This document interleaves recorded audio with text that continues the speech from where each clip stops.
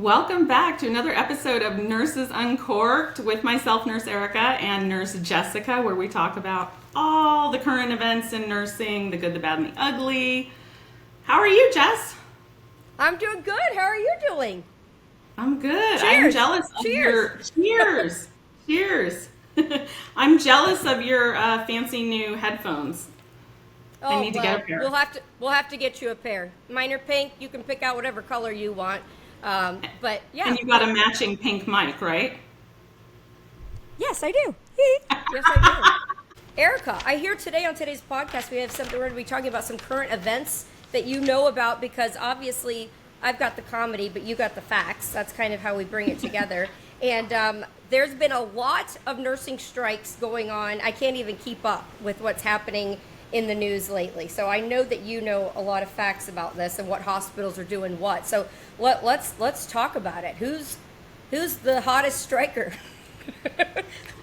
What's happening? Yeah, nursing strikes are my jam, right? Like nothing gets me excited and going more than strike actions. I know it's pathetic, right? But I get so excited. That's how she gets turned on. When she's got a man at her house, she's like, let's talk strikes. Wow. Give me a good strike action. That'll get me out of bed. That'll get me motivated. I love when nurses are empowering themselves. I love it. Yeah. I love it too. And I love that somehow you find out about it before anybody else does.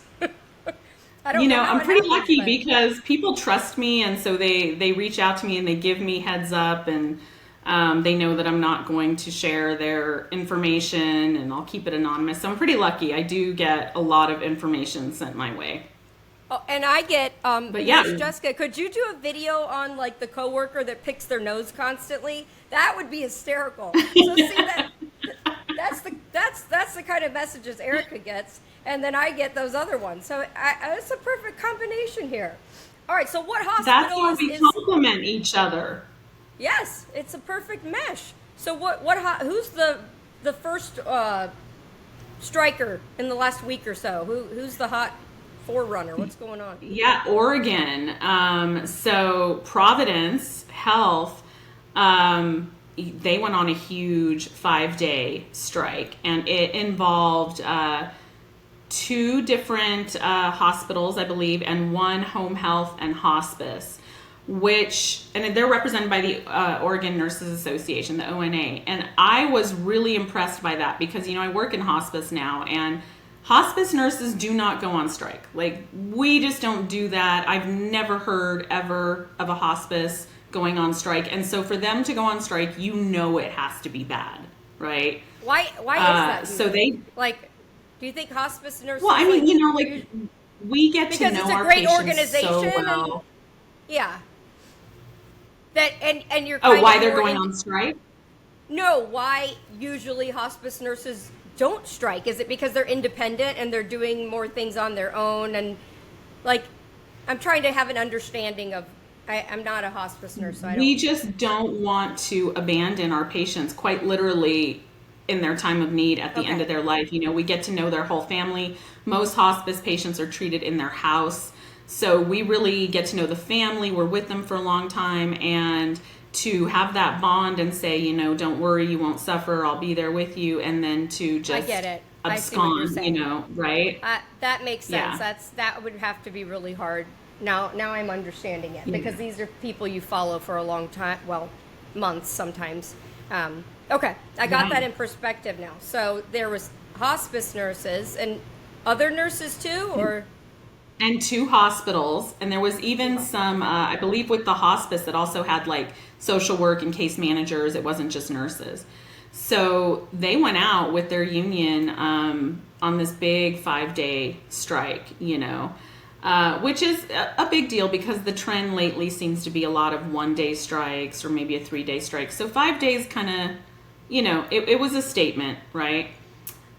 So they did that, and it was great. They had great energy. All of them really brought everything to the strike. It got lots of attention drawn on them, and the best part of it was the timing was like chef's kiss, because at the end of the strike, it just happened to coincide with Oregon passing safe staffing legislation, becoming the second state in the country to have mandated staffing ratios. Like a huge, huge victory for the entire nursing profession.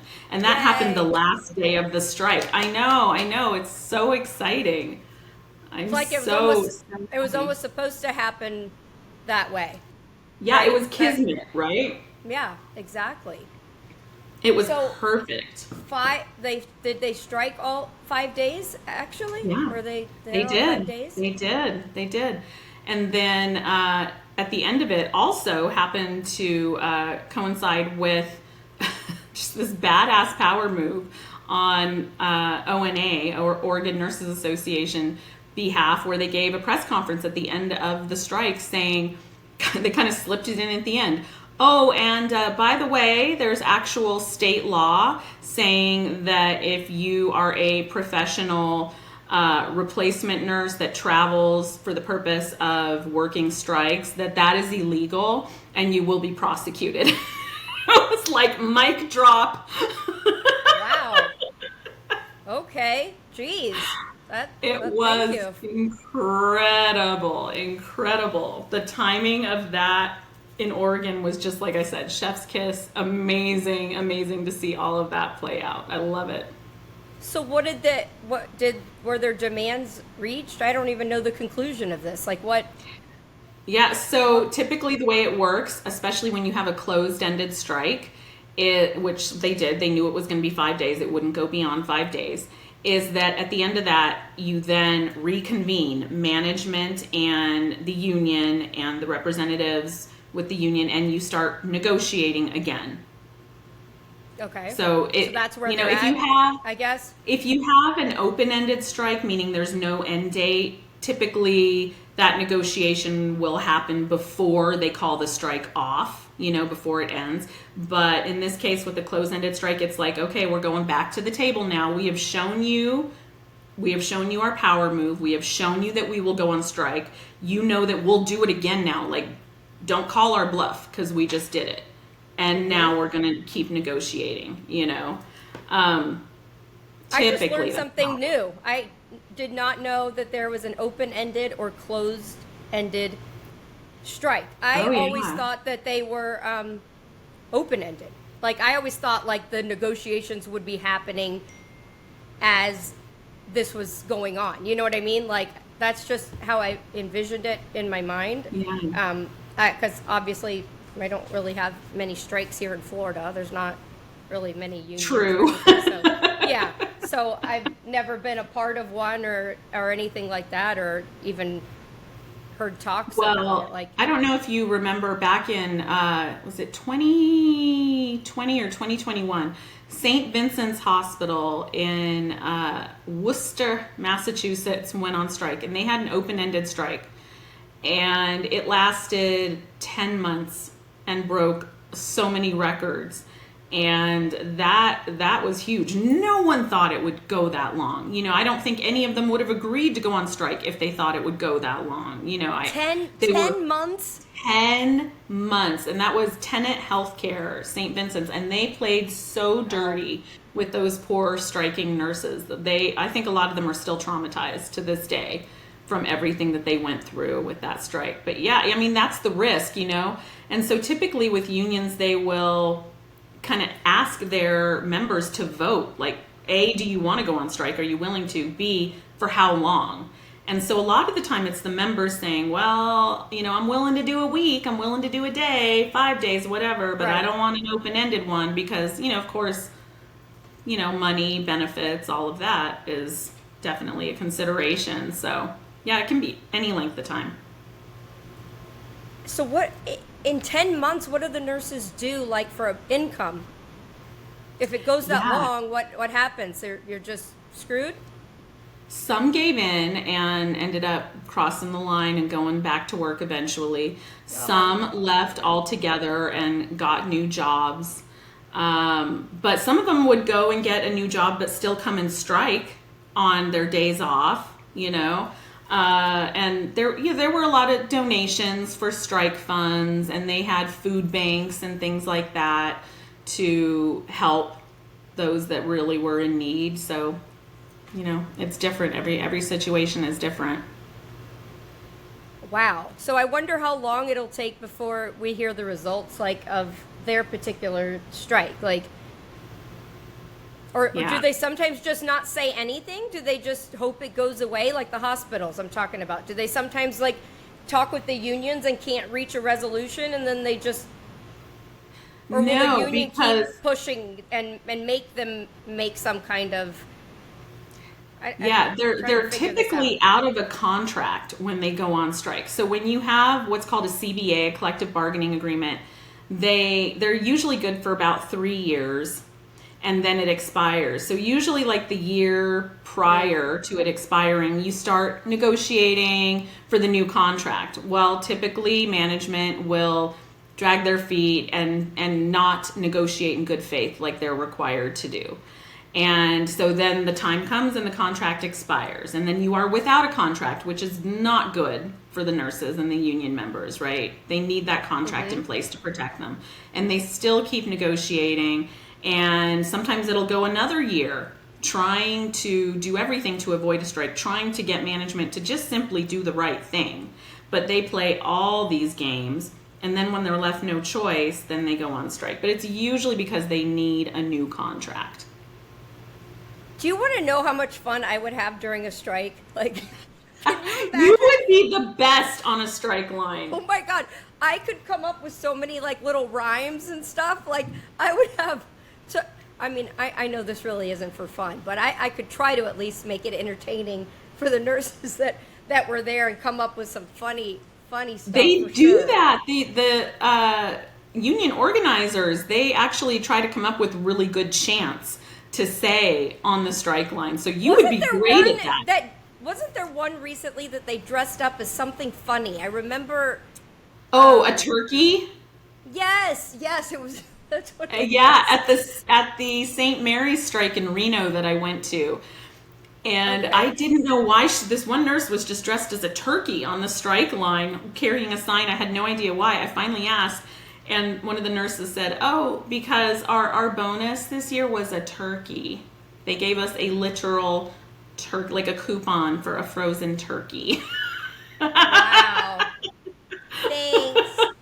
I wonder, do you know that there was another hospital that I heard about somewhere on a video on TikTok, but like one year they donated to them, it was either a turkey or a ham, but then the next year they donated it to the staff member who then in turn had to donate it to somebody else. So they didn't even get their turkey or ham. They couldn't even keep it if they wanted to? No, it was like in your name, you donated your turkey to so-and-so. So they were like, at least, I mean, a donation is nice, right? But they're all like, that's all about a freaking like tax write-off or whatever for the hospital, Yeah. And so instead of getting their, I think it was a ham. Maybe somebody that listens to this podcast can message one of us and remind me what hospital that was. But I was just like, wow, that's just another all-time low there. I mean, at least donate a turkey or ham and give the staff their own turkey and ham too. Yeah. Right? A twofer. But you would be so good on a strike line, though. We should go together to a strike one day. And oh my gosh, can we? If you know what's upcoming, please. I would. Oh my god. Yeah, totally. Because you keep the energy going, whereas I'm like very, stoic and like let's give it to the man and stick it to the man and all that. But you would keep the energy going, and that's one of the hardest things on a strike line. It's like the first day everyone is gung ho, but by the end of the day or the second day, no one wants to be there anymore, and it's really hard to keep that momentum going. Yeah. All right. Well, do you know of any upcoming, or no? Not that you know of yet that are happening. Is anything in the talks? There are a couple of things looming, but nothing yet with a date that I can think of. You keep me posted on that, and I'm all in. That sounds like a blast. Everyone's like, "You're crazy, Jessica. That's not a blast." Well, we could have been making a party. Can I bring Chardonnay? Is that bad? I love it. I love it. I love it. I Yeah. love it. And then does Well, the strike stop at like a certain time in the day? Is it like 10 to 5? To what how it does that work? depends because some places have like a city ordinance where a noise ordinance, so you can't have loud noise after like 10 p.m. or whatever. So, and strikes typically cars will honk as they drive by in support, and so they're really loud strike lines. Can you And do so like in cheerleading, you do silent snaps? Like you so could, if it's after the time, you'd be like, you could. how'd that be annoying, wouldn't it, after a while? Oh, yeah, I could think of all sorts of things. So, all right, so this was in Oregon, and then Yes. there was one other one, right? Recently, Yeah, yeah. Ooh. Against Ascension. And Okay. this was 3 different places in 2 different states, which is amazing. So basically, this is a coordinated strike, which I love. These are like one of my favorite things ever. It's such a power move, when you have multiple places going on strike at the same time. All right, so we've got open strikes, closed strikes, coordinated strikes. Okay, I'm learning all these phrases. I feel like I'm in school. This is, no, this is actually, it's really cool. Okay, so the coordinated strike, so Ascension is in charge of, they have a bunch of different hospitals, I take it, right? Yeah, they're Kind a of big healthcare like- system. like one of the big ones around here is Baycare in Florida, and so I'm trying to compare it to something like that. Okay, so Yeah. what states did it involve? Do you know? So it was offhand? 2 places in Kansas and Okay. 1 facility in Texas, in Austin, Texas. So they, it's all under the same union, and they planned it, and they all went out on strike at the same time. It was a 1-day close-ended strike. But they had great energy. I'm not a huge fan of like a 1-day strike, but I understand the reasoning behind it. And so they did What's it. the And reasoning behind that? it's one-day really strike? to show the management that they're willing to do it. It's because here's the thing. Hospitals and management, they have no faith that nurses will, quote, abandon their patients and go on strike. They literally are calling our bluff. They think that we will cave at the last minute because typically, historically, we have. It's pretty rare before a couple of years ago for nurses to go on strike. So they never think we're going to do it. So a 1-day strike is, we will do it. Here you go. We've shown you. And if and when you still don't negotiate, you now know we will absolutely do it again. And then the next time they do it, it's going to be a longer ended strike. So this was a close-ended strike, right? 1 day. Yep. Okay, so just 1 day, and they knew that, and Yeah. now we're waiting to hear the results of this one too. Is that? Yeah. And so, they, I don't know if you saw in Austin, well, really at all of them, what they did is Ascension played really dirty. So they knew that this was a 1-day strike. It was absolutely not going to go longer than 1 day. They knew this. There was no doubt, and yet they did a closed lockout where they locked the employees out. So they tried to come back to work the next day after the strike. These were scheduled shifts, and they had police and the CEO outside the hospitals preventing the nurses from going inside for, I think it was 4 more days, essentially. They locked them out. They wouldn't let them use their PTO. So they really, instead of missing like 1 day of work, they're missing a week or more of work. They also locked them out of like their benefits system just to be extra petty, so they couldn't go into the system. For people listening right now that are only listening and not watching my facial expressions, I'm like, wait a minute. Why in the heck would they lock them out? Don't they want them back? I don't understand. Why? You would think, because so they've brought in the replacement nurses, right? Yeah. Now to get a replacement nurse to come to travel and do all this, you have to commit to like a week, right? They're not going to come for 1 day. It's not financially, incentive enough for them. So they have contractually committed to a week or whatever it is. And so they have to pay the replacement nurses regardless, and so they don't want to double pay But really, if they Wow. cared about patients, if they cared about doing the right thing or patient safety, they would just bite the bullet. They would pay the replacement nurses and send them on their way, and then bring in their regular staff, because we all know patient safety is markedly decreased during a strike. The rate of death and complications go up like 20-25% when you have replacement nurses in there, because it's like everybody's first day on the job. No one knows where anything is. There's no Right. resources. No one knows the processes. Like, okay, this patient has to go to MRI. Well, who am I calling? What am I, no one knows how anything works in this hospital. It's the blind leading the blind. And so it's really dangerous to be a patient in the hospital.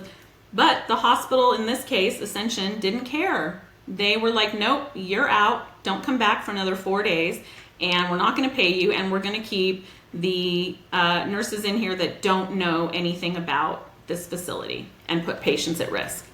Yeah, that's Really, just basically really like frustrating.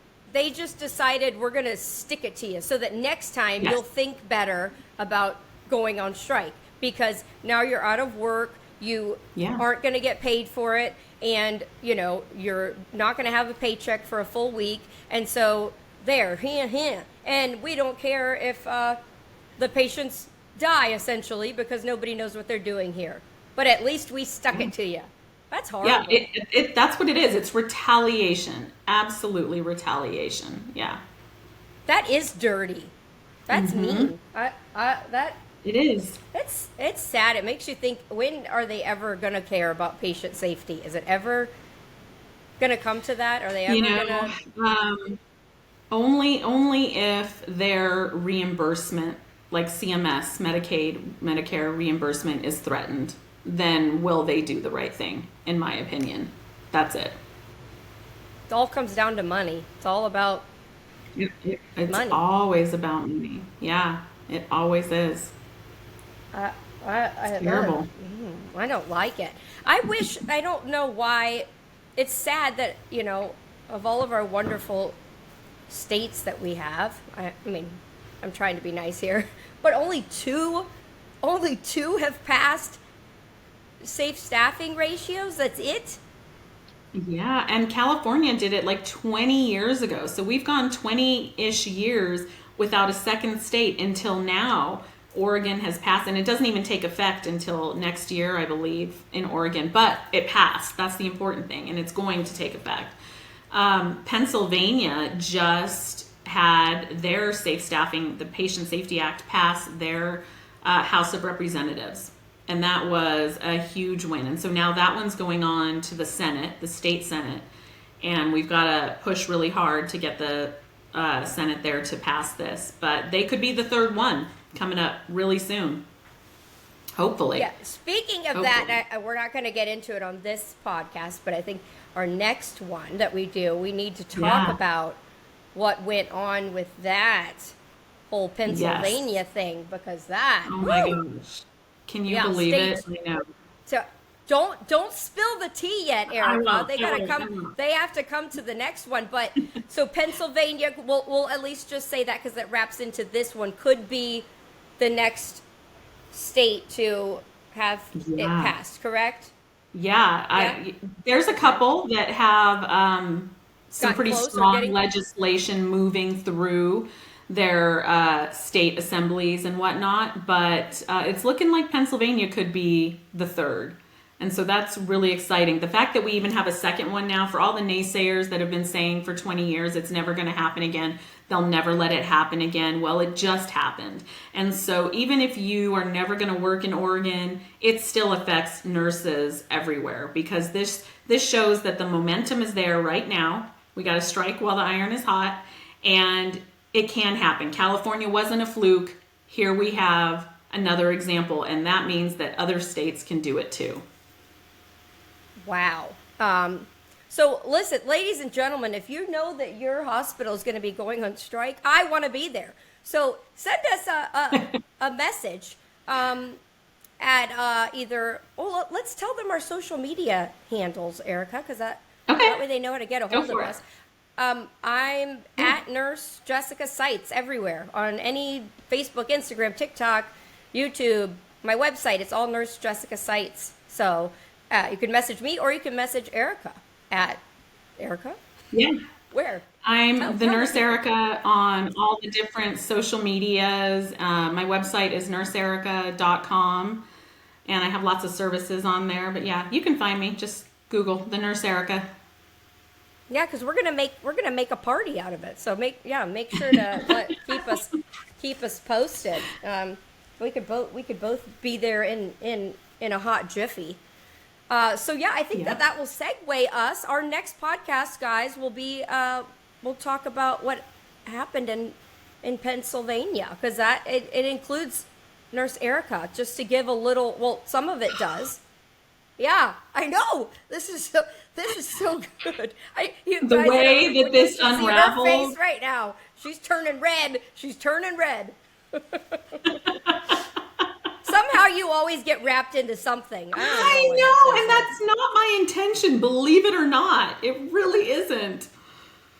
Crazy. Sure it isn't. No, I'm just kidding. No, but I'm telling you, when you start talking about hot topics like this, you're in the middle of a firestorm. I mean, and God bless you that you do it, seriously. But people get their tempers flared up, that's for sure. They get their panties in a bundle. All right, well, thank you guys for joining us on our podcast. Until next time, we're Nurse Erica and Nurse Jessica. We mix the facts with some comedy and make a little cocktail out of it. Cheers! Ding! Cheers!